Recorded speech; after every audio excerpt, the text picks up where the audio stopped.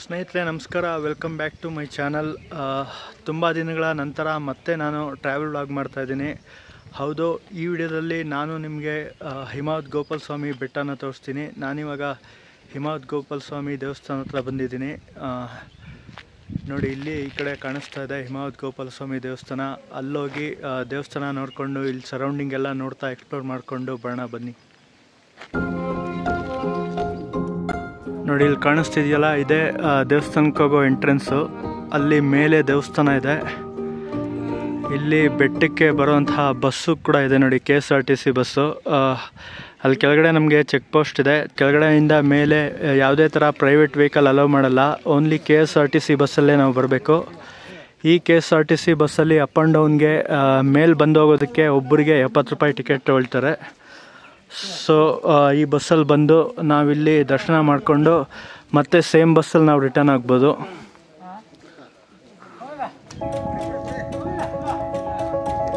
ಇಲ್ಲಿದೆ ನೋಡಿ ಹಿಮಾವತ್ ಗೋಪಾಲ ಸ್ವಾಮಿ ದೇವಸ್ಥಾನ.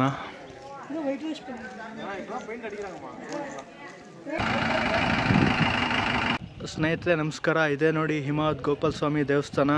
ಈ ದೇವಸ್ಥಾನ ಚಾಮರಾಜನಗರ ಜಿಲ್ಲೆಯ ಗುಂಡ್ಲುಪೇಟೆ ತಾಲೂಕಿನಲ್ಲಿ ಬರುತ್ತೆ. ಇದು ಬಂಡೀಪುರ ಫಾರೆಸ್ಟ್ ಝೋನ್ ಒಳಗಡೆ ಬರುತ್ತೆ.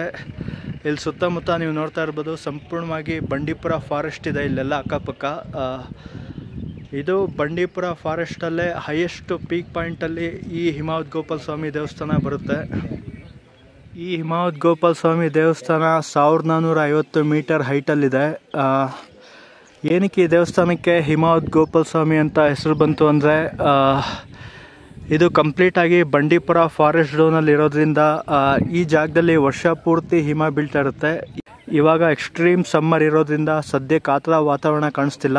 ಬಟ್ ಬೆಳಗಿನ ಜಾವ ಆಗಿರ್ಬೋದು ಮತ್ತು ಈವ್ನಿಂಗ್ ಟೈಮ್ ಆಗಿರ್ಬೋದು, ನೋಡೋದಕ್ಕೆ ತುಂಬ ಪ್ಲೆಸೆಂಟ್ ಆಗಿರುತ್ತೆ. ಇಲ್ಲಿ ಹಿಮ ಬೀಳ್ತಾ ಇರುತ್ತೆ.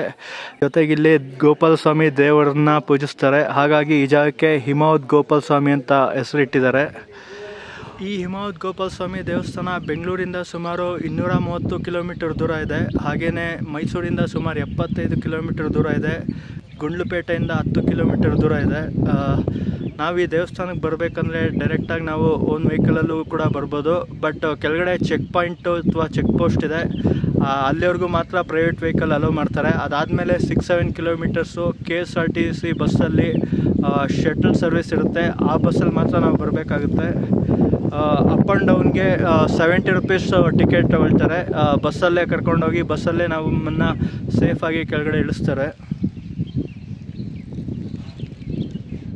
ಸಮ್ಮರ್ ಆಗಿರೋದ್ರಿಂದ ಜಾಸ್ತಿ ಭಕ್ತಾದಿಗಳು, ಜಾಸ್ತಿ ಜನ ಕಾಣಿಸ್ತಿಲ್ಲ.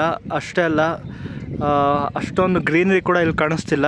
ನೀವೇನಾದರೂ ಮಳೆಗಾಲದಲ್ಲಿ ಅಥವಾ ಮಳೆಗಾಲ ಮುಗಿದ ಮೇಲೆ ಬಂದರೆ, ಇದು ಫುಲ್ ಫಾರೆಸ್ಟ್ ಝೋನ್ ಆಗಿರೋದ್ರಿಂದ ಸಿಕ್ಕಾಪಟ್ಟೆ ಗ್ರೀನರಿ ಇರುತ್ತೆ.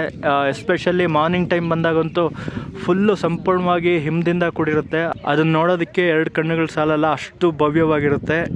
ನೀವೇನಾದರೂ ಇಲ್ಲಿ ಬರ್ತೀರಾ ಅಂದರೆ ಆದಷ್ಟು ಮಳೆಗಾಲದಲ್ಲಿ ಬರೋದಕ್ಕೆ ಪ್ಲ್ಯಾನ್ ಹಾಕ್ಕೊಳ್ಳಿ, ಅಥವಾ ಮಳೆಗಾಲ ಮುಗ್ದಿದ್ದು ಇಮ್ಮಿಡಿಯೇಟಾಗಿ ಬರೋದಕ್ಕೆ ಪ್ಲ್ಯಾನ್ ಹಾಕ್ಕೊಳ್ಳಿ. ಆವಾಗ ಇಲ್ಲಿ ನೋಡೋದಕ್ಕೆ ತುಂಬ ಚೆನ್ನಾಗಿರುತ್ತೆ. ನೋಡಿ, ಇಲ್ಲೆಲ್ಲ ಕಡೆ ಅಲ್ಲಲ್ಲಿ ಬೋರ್ಡ್ಗಳು ಕೂಡ ಹಾಕಿದ್ದಾರೆ. ಕಾಡಿನ ಒಳಗೆ ಪ್ರವೇಶ ಇಲ್ಲ, no entry into the forest Bandipur ಅಂತ ಹಾಕಿದ್ದಾರೆ. ಸೊ ನಾವಿಲ್ಲಿ ಬಂದರೆ ದೇವಸ್ಥಾನಕ್ಕೆ ಮಾತ್ರ ಹೋಗ್ಬಿಟ್ಟು ದರ್ಶನ ಮಾಡಿಕೊಂಡು ಮತ್ತೆ ಬಸ್ ಹತ್ಕೊಂಡು ಸೇಫಾಗಿ ಕೆಳಗಡೆ ಹೋಗ್ಬೇಕಷ್ಟೆ.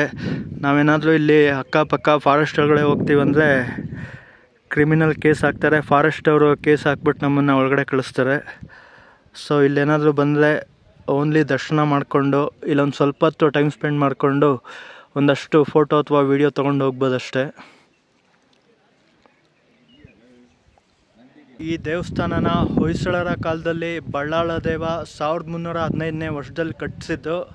ಅದಾದಮೇಲೆ ಮೈಸೂರಿನ ರಾಜಮಂತಂದವರು ಈ ದೇವಸ್ಥಾನನ ಡೆವಲಪ್ಮೆಂಟ್ ಮಾಡ್ತಾ ಬಂದರು.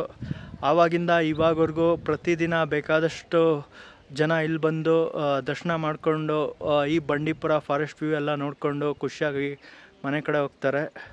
ನಾನು ಕೂಡ ಈ ದೇವಸ್ಥಾನ ಬರೋದಕ್ಕೆ ಸುಮಾರು ವರ್ಷಗಳಿಂದ ಕಾಯ್ತಾ ಇದ್ದೆ. ಬಟ್ ಕಾರಣಾಂತರಗಳಿಂದ ಆಗ್ತಾ ಇರಲಿಲ್ಲ. ಬಟ್ ಫೈನಲಿ ಇವತ್ತು ನಾನು ಈ ದೇವಸ್ಥಾನಕ್ಕೆ ಬಂದು ಗೋಪಾಲ ಸ್ವಾಮಿಯ ದರ್ಶನ ಮಾಡೋದಕ್ಕೆ ಅವಕಾಶ ಸಿಕ್ತು. ಸಿಕ್ಕಾಪಟ್ಟೆ ಖುಷಿ ಆಗ್ತಾಯಿದೆ.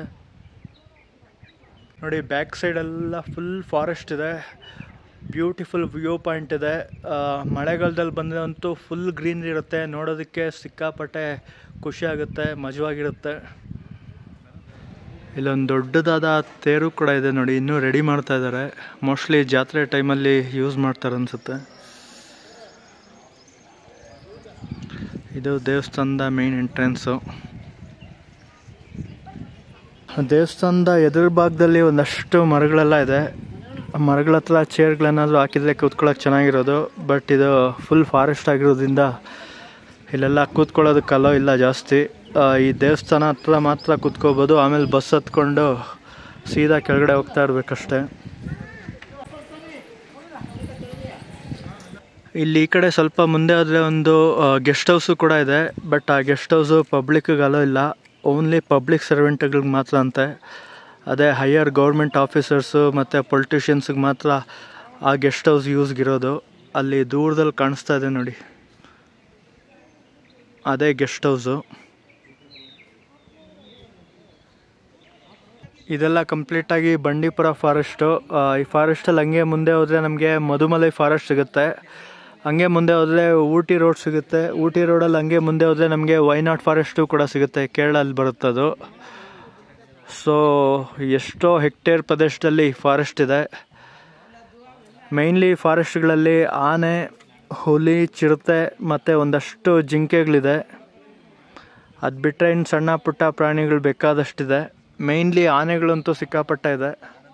ಈ ದೇವಸ್ಥಾನ ಹತ್ರ ಆವಾಗವಾಗ ಓಡಾಡ್ತಾ ಇರುತ್ತಾನೆ, ಬಟ್ ಸದ್ಯಕ್ಕೆ ಯಾವುದೂ ಕಾಣಿಸ್ತಿಲ್ಲ. ನಾನು ಬಂದಿದ್ದ ಟೈಮ್ಗಾದರೂ ಇಲ್ಲಿ ಸುತ್ತಮುತ್ತ ಕಾಡಿಂದ ಯಾವುದಾದ್ರೂ ಆನೆಗಳು ಅಥವಾ ಹುಲಿ, ಸಿಂಹ ಬರುತ್ತೆ ಅಂತ ನೋಡ್ತಾ ಇದ್ದೀನಿ. ಯಾವ ಪ್ರಾಣಿಗಳು ಕೂಡ ಇಲ್ಲ, ಬೇಜಾರಾಗ್ತಾ ಇದೆ. ನೀವೇನಾದರೂ ಈ ಹಿಮಾವತ್ ಗೋಪಾಲ ಸ್ವಾಮಿ ದೇವಸ್ಥಾನಕ್ಕೆ ಬರೋದಕ್ಕೆ ಪ್ಲ್ಯಾನ್ ಹಾಕ್ಕೊಂಡ್ರೆ ನಾನು ಮೊದಲೇ ಹೇಳ್ದಂಗೆ ಮಳೆಗಾಲದಲ್ಲಿ ಪ್ಲ್ಯಾನ್ ಹಾಕ್ಕೊಳ್ಳಿ. ಇಲ್ಲಿ ವ್ಯೂ ಅಂತೂ ಸಿಕ್ಕಾಪಟ್ಟೆ ಚೆನ್ನಾಗಿರುತ್ತೆ. ಇಲ್ಲೆಲ್ಲ ಫುಲ್ಲು ಮಂಜಿನ ವಾತಾವರಣ ಇರುತ್ತೆ, ನೋಡೋದಕ್ಕೆ ಸಿಕ್ಕಾಪಟ್ಟೆ ಚೆನ್ನಾಗಿರುತ್ತೆ. ಇದು ಸಮ್ಮರ್ ಟೈಮ್ ಆಗಿರೋದ್ರಿಂದ ಅಷ್ಟೊಂದೇನು ಕಿಕ್ಕಿಲ್ಲ, ಬಟ್ ಆದರೂ ಒನ್ ಟೈಮ್ ಬರ್ಬೋದು, ಬಂದು ನೋಡಿಕೊಂಡು ಖುಷಿಯಾಗಿ ಹೋಗ್ಬೋದು. ಈ ದೇವಸ್ಥಾನ ಟೈಮಿಂಗ್ಸು ಬೆಳಿಗ್ಗೆ 8:30 ಸಂಜೆ 4 ಗಂಟೆವರೆಗೂ ಮಾತ್ರ. 8:30 ಆದಮೇಲೆ ನಿಮಗೆ ಬಸ್ಸಲ್ಲಿ ಇಲ್ಲಿ ಕರ್ಕೊಂಬಂದು ಬಿಡ್ತಾರೆ, ಮತ್ತು ಸಂಜೆ 4 ಗಂಟೆ ಒಳಗಡೆ ಇಲ್ಲಿಂದ ಪಿಕ್ ಮಾಡ್ಕೊಂಡು ಕೆಳಗಡೆ ಬಿಟ್ಬಿಡ್ತಾರೆ. ಅದಾದಮೇಲೆ ಇಲ್ಲಿ ಯಾರೂ ಕೂಡ ಇರೋದಕ್ಕೆ ಅವಕಾಶ ಇಲ್ಲ. ಈ ಹಿಮಾವತ್ ಗೋಪಾಲ ಸ್ವಾಮಿ ಬೆಟ್ಟಕ್ಕೆ ಡೈರೆಕ್ಟಾಗಿ ನಮ್ಮ ಬೆಂಗಳೂರಿಂದ ಬಸ್ ಇದೆ.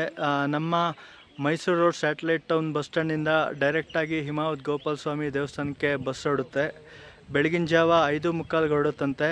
ನಾನಿವತ್ತು ಬೆಳಿಗ್ಗೆ 6 ಗಂಟೆಗೆ Mysuru road satellite town bus ಸ್ಟ್ಯಾಂಡಿಗೆ ಬಂದೆ, ಬಟ್ ಅಷ್ಟೊತ್ತಿಗೆ ಆಲ್ರೆಡಿ ಬಸ್ಸು ಹೊರಟಿತ್ತು. ಸೊ ನಾನು ಬೆಂಗಳೂರಿಂದ ಮೈಸೂರು ಬಂದೆ, ಮೈಸೂರಿಂದ ಗುಂಡ್ಲುಪೇಟೆ ಬಂದೆ, ಗುಂಡ್ಲುಪೇಟೆಯಿಂದ ಮತ್ತೊಂದು ಬಸ್ ಕ್ಯಾಚ್ ಮಾಡಿ ಹೊಂಗಳ ಅನ್ನೋ ಸ್ಟಾಪಲ್ಲಿ ಇಳ್ಕೊಂಡೆ. ಅಲ್ಲಿಂದ ಒಂದು ಆಟೋ ಕ್ಯಾಚ್ ಮಾಡಿ ಒಂದು 11 ಕಿಲೋಮೀಟ್ರು ಇಲ್ಲಿ ಚೆಕ್ ಪೋಸ್ಟ್ ಪಾಯಿಂಟ್ ಹತ್ರ ಬಂದೆ. ಚೆಕ್ ಪೋಸ್ಟ್ ಪಾಯಿಂಟಿಂದ ನಮಗೆ ಡೈರೆಕ್ಟಾಗಿ KSRTC ಶಟಲ್ ಬಸ್ ಸಿಕ್ತು.